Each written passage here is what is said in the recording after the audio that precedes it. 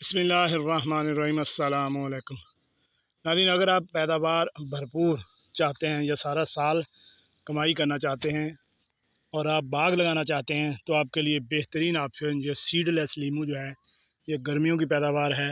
ये माशाल्लाह इसके ऊपर आप ये देख फल लगा हुआ है।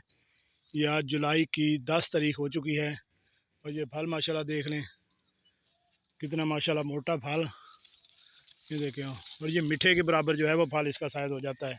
सीडलेस है, इसकी मांग भी ज़्यादा है दूसरे लीमू की निस्बत जो है। ये पैदावार भी ज़्यादा देता है और इसका रेट भी मार्केट में ज़्यादा होता है।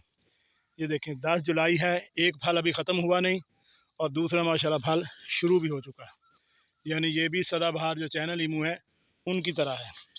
तो अगर आप भी चाहते हैं कोई बाग लगाएं जिससे आप पूरा साल फल जो है वो हासिल कर सकें या एवरेज हासिल कर सकें, तो आपके लिए सीडलेस लीमू जो है वो बेहतरीन ऑप्शन है।